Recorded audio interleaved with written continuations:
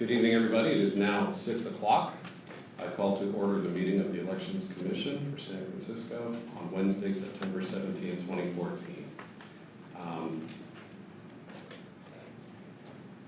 I apologize to the members of the public who come tonight. We are operating without a secretary as we have been in the last couple of months, and this is, I think, our first full meeting that we've been without a secretary and with a few members of the public. So I do apologize for that.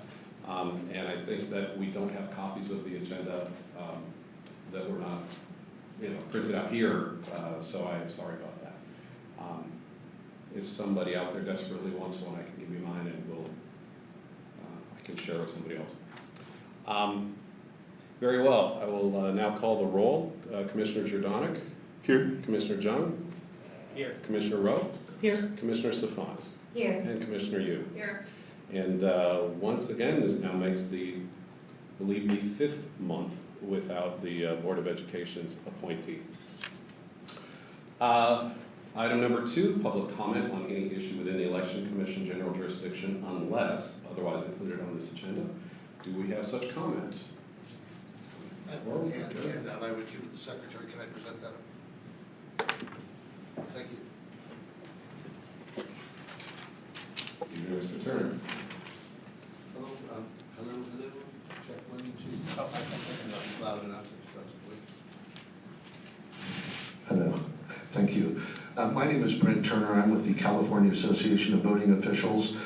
Some of you might recognize me. We've been working on the issue of election system reform for quite an amount of years, and have been advocating what's called general public license open voting systems. At this point, with the passage of SB 360 by Senator Padilla into law at the 1st of January, that compelled us to form the California Association of Voting Officials, which is comprised of technologists, activists like myself, and elected officials. And in a very short period of time, we've grown up to 15 counties in California. We've also created the National Association of Voting Officials and reached out to basically every election administrator in the country. And the reason I mention that is because they are all in the same position where they are utilizing systems that are now at their end of life, and there is not sufficient monies to move toward their next systems. So recognizing that, we know that Los Angeles County has been doing the work of building their own system, and a lot of places have been waiting for Los Angeles County, but they recently announced that may be as late as 2018 and forward. So we want San Francisco to take leadership. The association is advocating that jurisdictions pool their resources as a community and work toward a sum that's reflected on the handout of $4 million, which would be a suitable amount to work toward an open voting system that could be certified here in the state and have the state jurisdiction share in that system. So that's the idea. We want San Francisco County to be a leader on this. Right now, Inyo County seems to be the leader when it comes to voting system technology and technology in elections. We know that we're under contract here and to a certain point, but we want to promote this as an option so that when the time comes to replace our system, we're properly situated and have been participating in the community that can bring this very important work to fruition. So that's my reason for being here tonight, and hopefully we'll come back and update you. The website is www.cavo-us.org, and thank you for your time.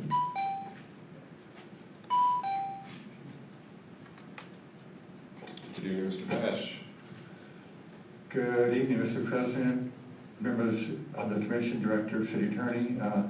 Very pleased to be here tonight. It's been some time since I've been before you. Back in 2007, we were here quite a bit talking about open source code and electronic voting machines. And with the formation of CAVO has been indicated, there seems to be a real effort to move the process along and to come up with a voting system which would allow for major cost savings through not having secret software, proprietary software. If it were under general public license, then it would be available to large numbers of people, which would have some cost savings.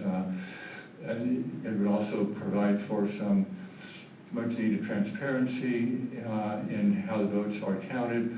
We have not had any major upheavals in people feeling that elections have been stolen for some time now, but it's obviously something that could come back again, and if it ever did come back again, people would be very sorry if we were still relying upon secret proprietary source code. So I wanted to come here just to lend my support to what Brent Turner said, to indicate that at some time we would like to ask the City County of San Francisco to join in a pledge to support development of this general public license voting systems approach. People have been talking about pledges in the amount of approximately $100,000, which would only be redeemed at such time as approximately $4 million have been pledged in order to then be able to fund or otherwise help create a system that would meet the parameters of transparency and cost effectiveness that we have been talking about. So we obviously are not asking for any action here this evening, but we did want to bring this to you on the public comment, and would hope to be talking with the appropriate bodies, yourselves, the Department of Elections, Board of Supervisors members, about whether San Francisco could indeed, as Brent Turner indicated, take the lead, or at least share in the lead on something like this, which I believe would be very beneficial for the whole countries, as well as across San Francisco. So thank you for your time this evening. Any further public comment? Seeing none. Item 3, approval of minutes from the previous meeting, which would have been the August 20, 2014 meeting. May I have a motion, please? Move to approve minutes. Thank you. May I have a second? I second that motion. Thank you. Any commissioner comments? Any public comment? Seeing none. Commissioner Jordanek? Yes. Commissioner John? Yes. Commissioner Rowe? Yes. Commissioner Safant? Yes. Commissioner Yu? Yes. Thank you all. That is adopted. Item 4, Commissioners' Reports. I'll go first. I've got a couple of things sort of left from the last meeting. One is, I'm still in the midst of drafting the letter to the Board of Education along the lines we discussed last week. It turns out that it's a hard line to walk, so I'm still struggling with that. Secondly, I have had no luck getting calls back from our previous candidates, our previous 2 finalists for the secretary position, so I'll be back in touch with the HR to go ahead and open up that process again. And I think those are the only 2 outstanding issues that I had. Are there any other commissioners with reports? Commissioner Jordanek? I do have a report. There were a couple questions I wanted to ask you regarding, a couple things. Could you give us a status on the request for the sheriff's report and also the Board of Supervisors waiver? Yeah. So the sheriff, thank you for reminding me about that. The sheriff, I've had exchange of 2 emails with the same deputy that took care of it last election. And he knows that we are interested and waiting, and he has not yet actually provided the documents. So they're still working on that. I'll make sure I capture a couple notes. And then forwarding the waiver, my intent was to hold that until we forward the waiver and the election plan together. Okay. And regarding the secretary, do you know how long that gets posted for before Well, we choose it. The DHR recommends at least a week. Our practice has been a 1 week minimum is what they suggest. Our practice has been 2 weeks. Thanks. Yeah, so regarding my report, I just wanted to share an anecdote that I thought was very encouraging. Before my first committee meeting, I went to the San Francisco Public Library's Government Information Center. It's located on the 5th floor of the library, and I basically was just going up there to look at where the agendas get posted. They're included in a binder on the desk. When I went to the desk, I saw that there were a couple employees of the library talking with each other about elections, and they had a precinct map that they were holding and looking at.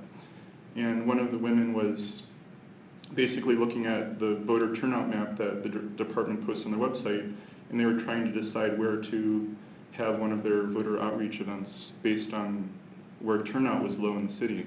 So I thought that was very encouraging for people to see this information on the website being used towards a good purpose. So, and I thank them for doing that. So that's what I have to report.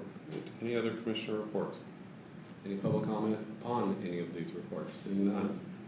Item 5, director's report. Good evening, Mr. Orange. Good evening.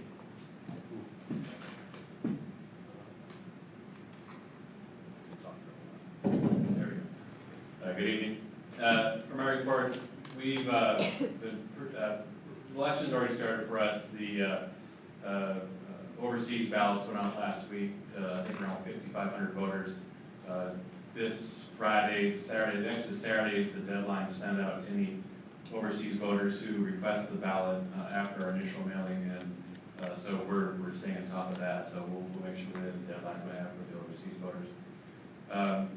Where we had to, the ballot will be 4 and 5 cards. It'll be a 4-card ballot in the districts without a supervisor's contest, and 5 where there is a supervisor's contest. Due to the number of cards and the weight by extension created by the number of cards, we're increasing the number of sheriff's deputies that we're going to be working with for the election by 30. So we're going to have 30 additional deputies on election night. So we have to get 30 more vehicles, and then it just kind of creates a ripple effect. But it's just the weight of the cards is the issue. There's a number of cards while we're doing it. We did send out the invitation. We expanded the invitations to the election observer panel. We sent out something like 400 invitations, and so far we've received, I think it's 3 applications. 2 were from the same group. I think 2 were from the League of Women Voters, and I can't recall where the second one or 2 were from I think a Bayview group of Bayview at once in the League.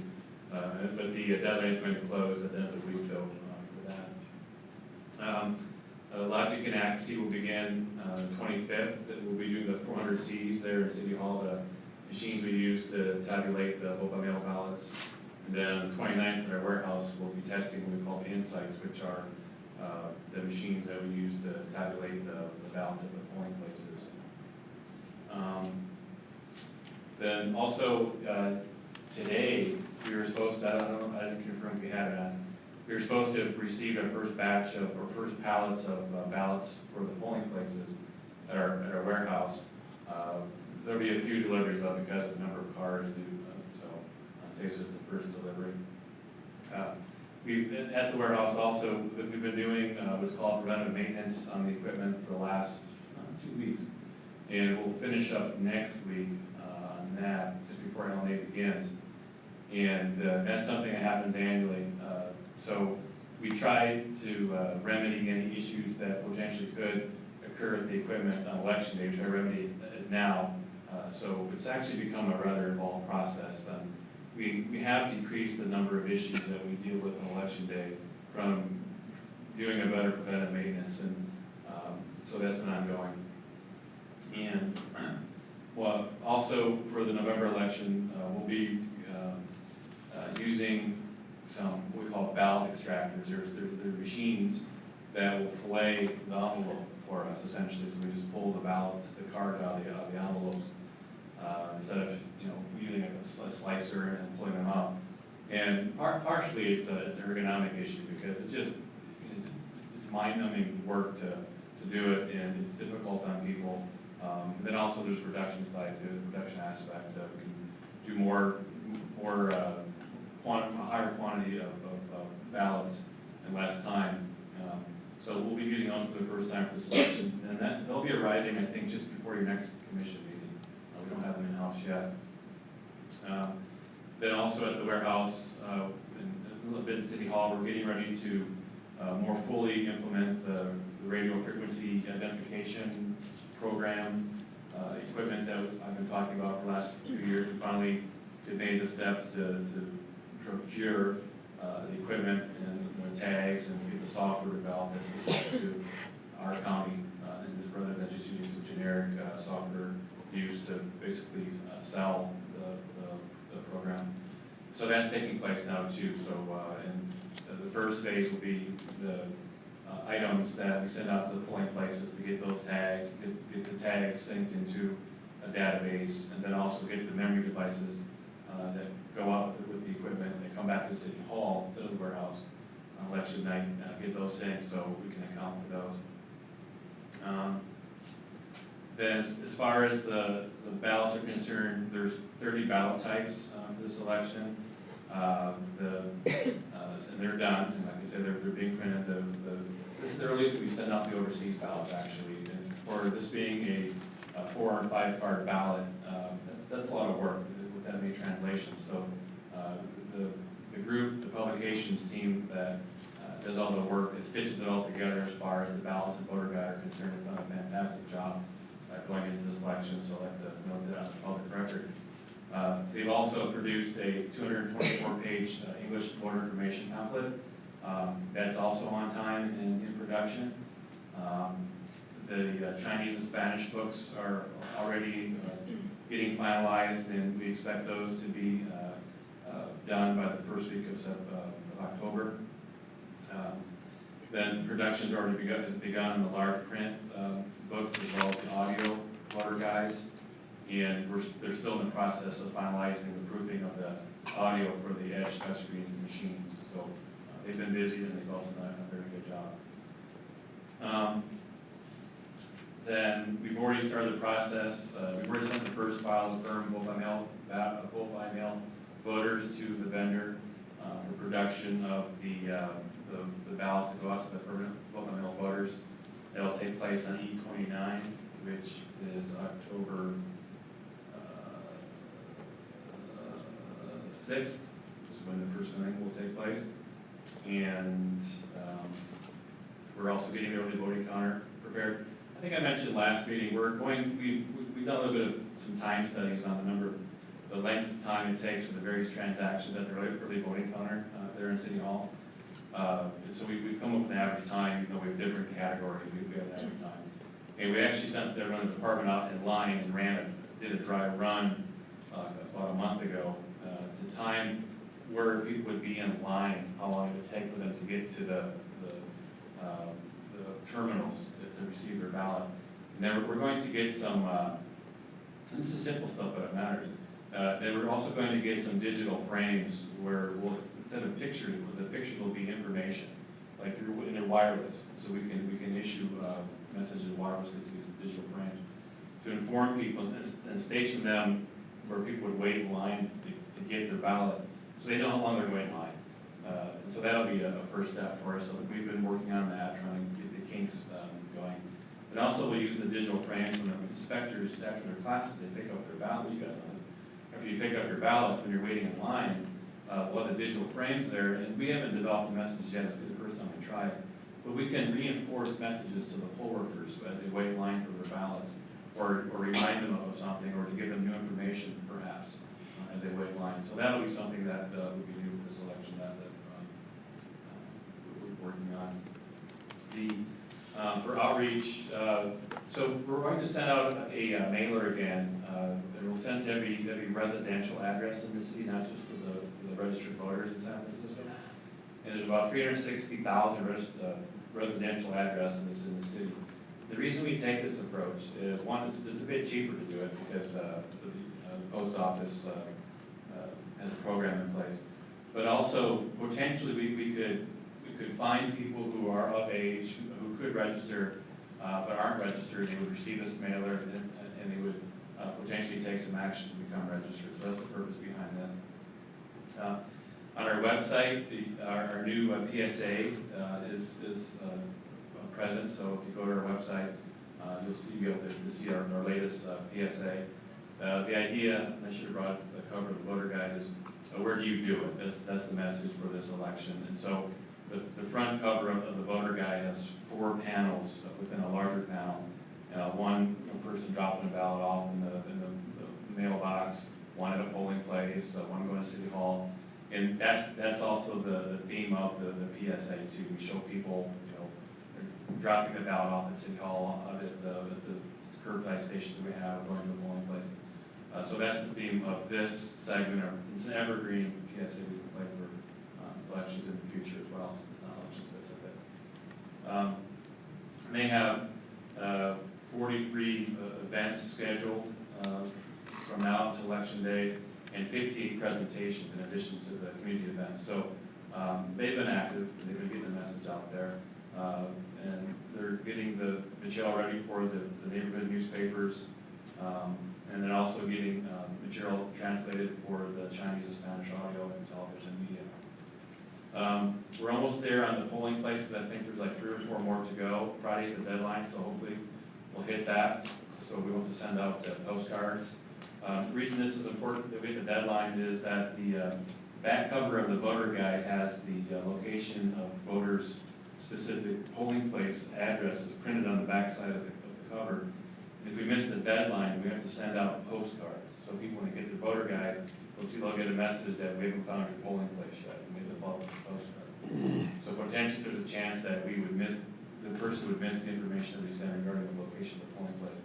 So we try to hit the deadline when that information is inkjetted onto the back cover of the voter guide. And so, yeah, and a lot of it, we're just procuring materials and supplies, getting things ready for the polling places, and then trying to hire the folks. Just for the field election deputies, for instance, they've gone through 350 applications for about 70 positions. They're about 80% of the way through their hiring process. They have a very detailed approach to how they obtain and bring in new folks for this field election deputies.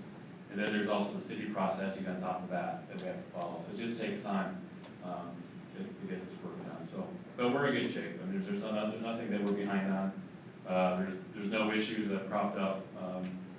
Everything is pretty much busy, but it's the planning that we're accustomed to when it comes to the election. Thank you. Any commissioner comments, questions for the director? Yeah, I have a couple. Commissioner John, go ahead.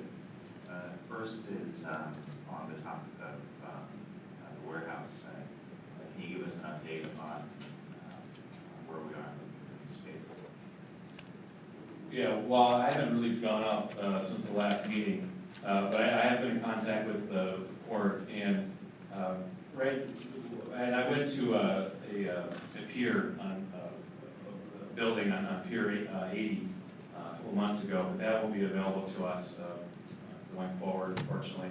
But the port, I think, the port has some confidence that we could move into another shed at another port property. And there's no reason to think that we'll be asked to move prior to the end of our lease in 2015. But right now, I'm waiting more on the port to go through some steps, and I think wait for some vacancies to occur before I have a better picture regarding the port properties that we could get in our lease for. Thank you. The other question I have is following up on the proposed agenda item from last time, whether you had an opportunity to propose any recommendations for making a post-election notice to those BBM voters who, for whatever reason, had their ballots rejected. No, I haven't actually put any thought into it, to be honest. Yeah, I haven't. So I can do that before the next meeting. Yeah. Thanks. On the warehouse, following up on Charles's question, would it be your preference to stay with the port, stay on port territory, or? Yeah, yeah, they've been a very good landlord for us. Okay. They've been very responsive. Whenever there's been for instance, a leak on the roof or any kind of an infrastructure issue. But also when we need to use alternative space because of a Giants game or parade or whatever, they've really been helpful with us. And I think that the port likes having us as a tenant as well, so it's been a really good relationship. And just my conversations with Monique Moyer, the board director, I have a high degree of confidence in how she approaches the situation. So, That's great. Do they have other city agencies besides the Department of Elections as tenants? Probably, but I can't, none come to mind. Yeah, I'm just trying to think, just walking along the Embarcadero, I know there are a ton of private, tenants, but just trying to think. Anyway, my other question is as to the 30 ballot types, has the department or will the department produce one of those maps that has the color coding for every ballot type? Good. Yeah. Good. I like that as a educational tool for voters who, don't understand or don't emotionally connect with, why can't I just vote right here? You have ballots here. Right. Why can't I vote right here? It's like, well, Right. because you're going to miss out on a bunch of, contests. All right. Anyway, thanks. Ed, over here, did you have? Yeah, Commissioner Jordan. two quick questions. The first one, you mentioned that there are 4 polling places that you still need to settle. I was curious, how many, this past election, how many new places did you have to find out of the 600, do you know? From June? Yeah, different from last year. I believe it was around 40, around there. It wasn't as high as it was going into June. Mm-hmm. So there was a lot more carried forward from June going into November as far as polling place sites. Does that number decrease with each election, or does it kind of fluctuate? It fluctuates. Fluctuates. Yeah. Okay, and secondly, I haven't had a chance to see the video yet, but I really like the first one, and I was just curious, is that something that you produce in-house, or? do you- No. No? No, we contract that out, I guess, with a professional agency.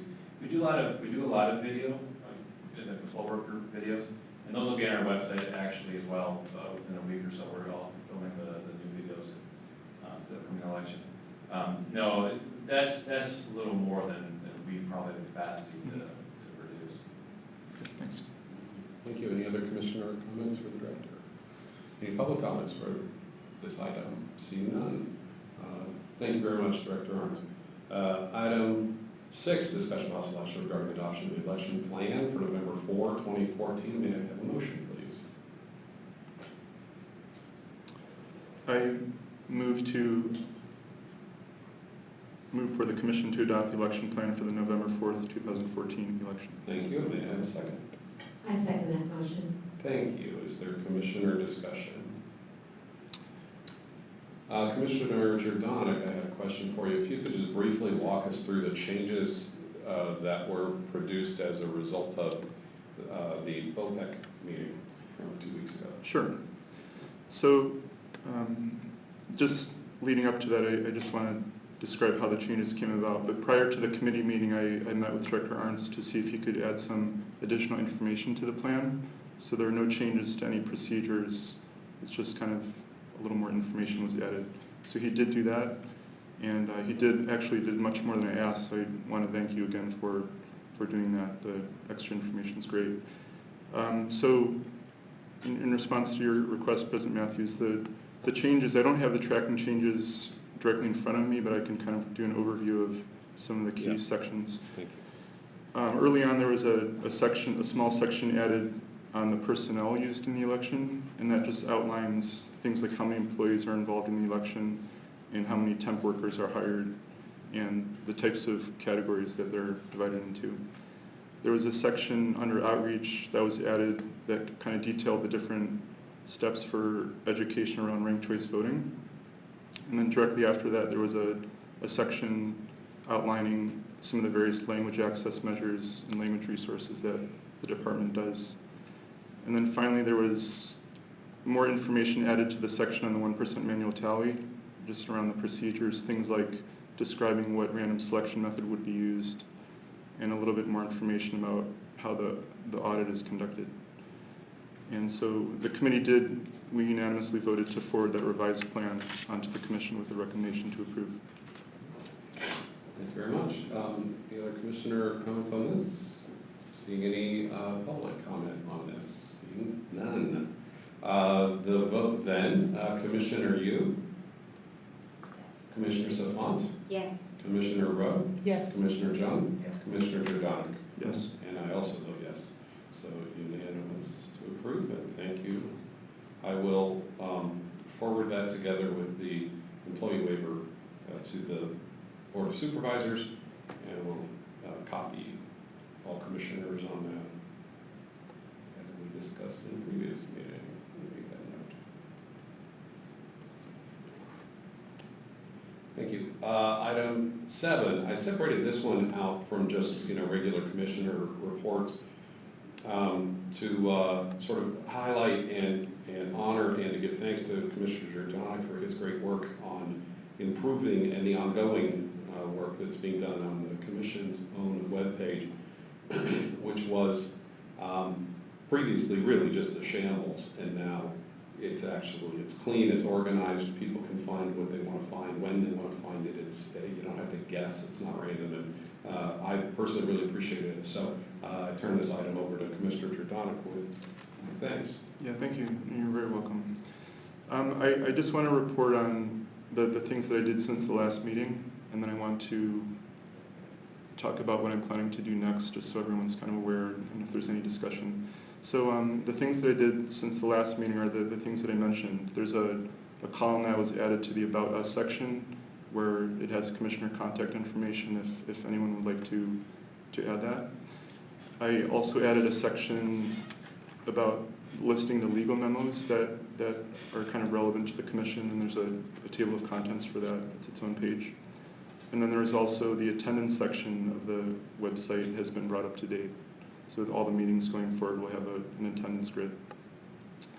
So the next things that I'd like to do are as follows. There's 4 things, and some of them are related to each other. So the first thing is that I'd like to create an elections plan page, and this would basically be an historical archive of the all the election plans for each election.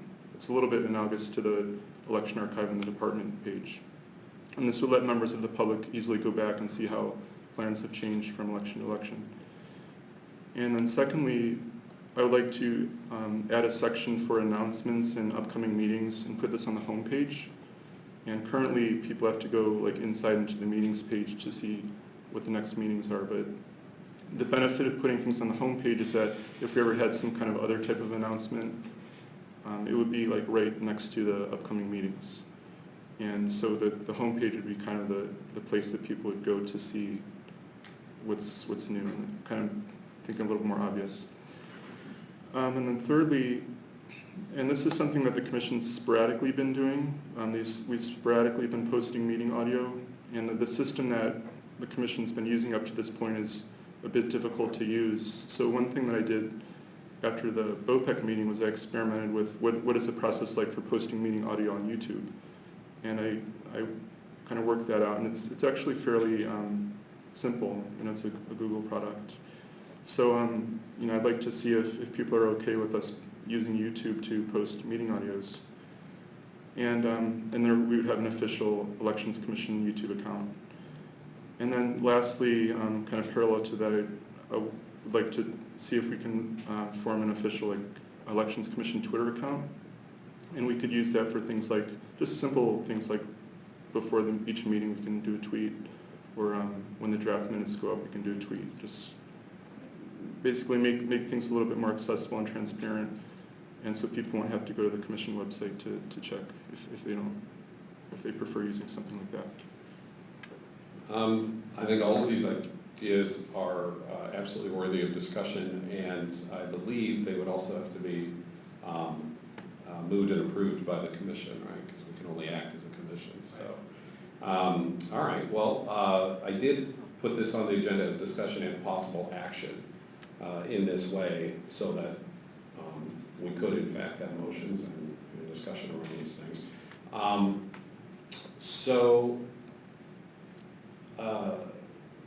Would there be, let me ask legal counsel, if there's any, are there any legal concerns with putting our audio or anything on YouTube versus the city's own really lousy technical architecture? I think it's public record, so Yeah. you could do both, you could do one or the other. Okay. I think it'd be a good idea on the web, if you're gonna be posting them to Twitter, it'd be a good idea just to sort of include a reference on the website, just so people know that that's another place they can live. Yeah, all right.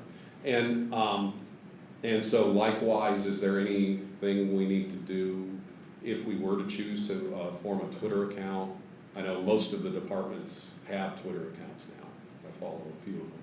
Yeah, I mean, I think the creation of the account, no, that would not create issues. I think if you're just doing general announcements, I think you could sort of authorize someone to, post general announcements, like here are the draft minutes, et cetera. I think if you were going to be getting into kind of like substantive discussion, that would be a different set of concerns. But if it's just sort of notifications, then I think you could just vote to authorize one member to kind of,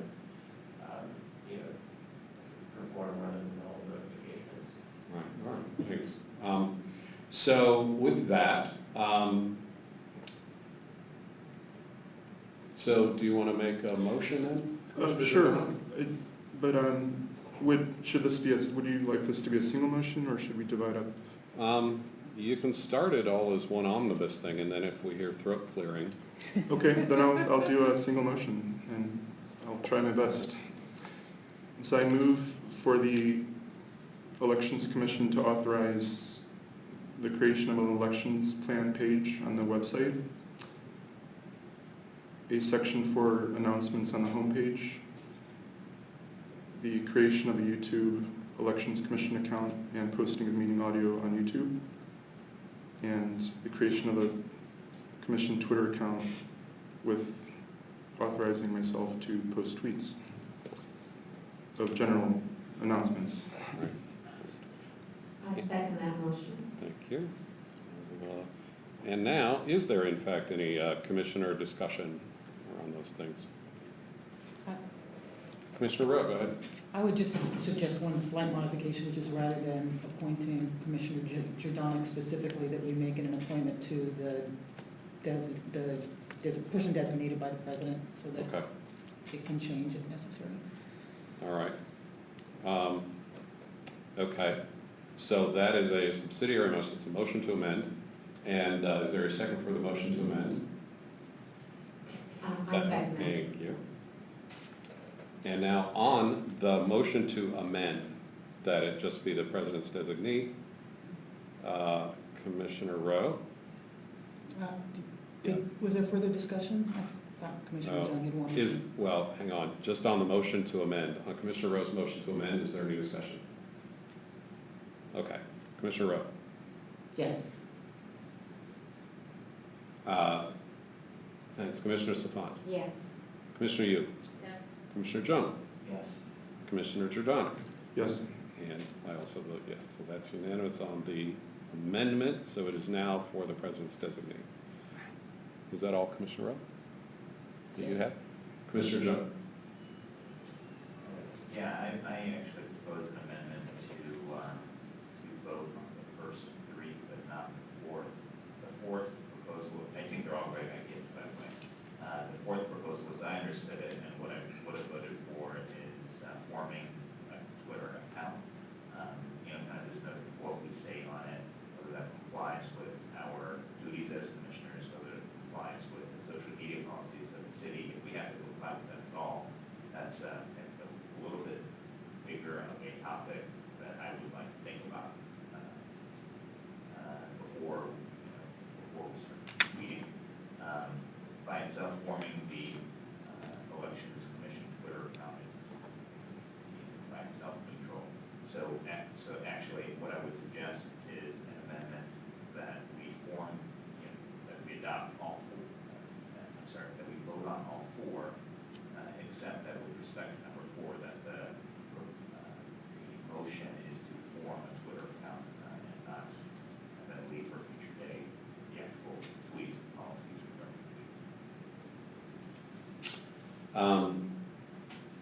I hear what you're saying. I respect your thoughtfulness always.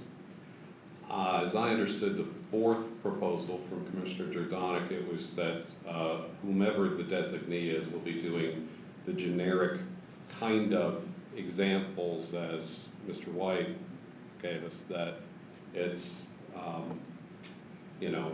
here's the agenda, here's the draft minutes, here's the audio, here's the whatever. And it wouldn't be getting into things like opinions, voter turnout is too low, voter turnout is too high, voter turnout is whatever it is, et cetera, opinions and things like that. So I understood the proposal that way. I don't know that we need to have the entire discussion before beginning. I don't know. Anyhow, is there a second for Commissioner Jung's motion to amend? I second. Any further discussion? Would you, Commissioner Jung, be more comfortable if the wording of the amendment was changed to make it clear that the authorization is for just kind of very, if it was clear that it was restricted to things like announcing like the posting of minutes and audio and meeting dates? Yeah, I'm not sure that we can do justice to the topic here, but I guess in theory, what I think would be unobjectionable is fact-based tweets that reflect the sort of information that we would post to our webpage, such as hearing dates, as you mentioned, draft minutes, amendments to the website reflecting updates like having a historical archive of the election plan, adding a section for announcements on the webpage, things like that that are fact-based that would already be aligned with what we already do on our commission website. I think would be unobjectionable. All right. So,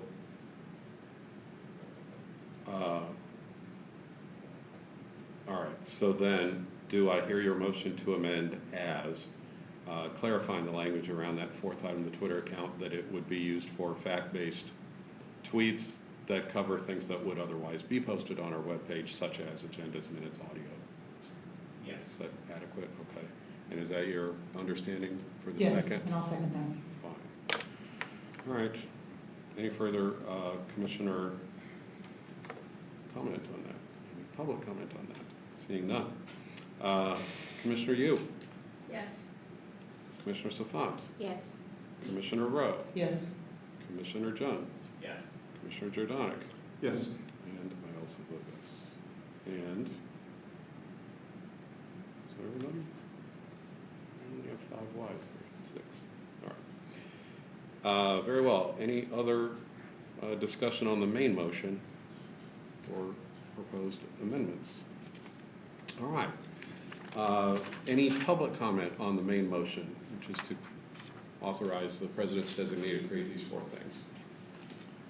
Very well. Then, to restate the motion, the president's designee will be authorized by the Elections Commission to keep and maintain an archive of various documents, including the election plans of previous elections and ongoing elections. Second, to put on the commission's homepage other kind of timely announcements, such as upcoming meetings for various things, so that users don't have to go through multiple layers to get to the meeting information. The third thing, that meeting audio will be posted on YouTube on an account to be formed on behalf of the Elections Commission, and naming the Elections Commission as on the account. And fourth, the formation of an Elections Commission Twitter account to be used to send out fact-based tweets that, containing information that might otherwise be posted to the webpage, including things like the agendas, the minutes, the audio of the meetings, things like that. That is the motion. Commissioner Jordanik. Yes. Commissioner John. Yes. Commissioner Rudd. Yes. Commissioner Safant. Yes. Commissioner Yu. Yes. And I also vote yes.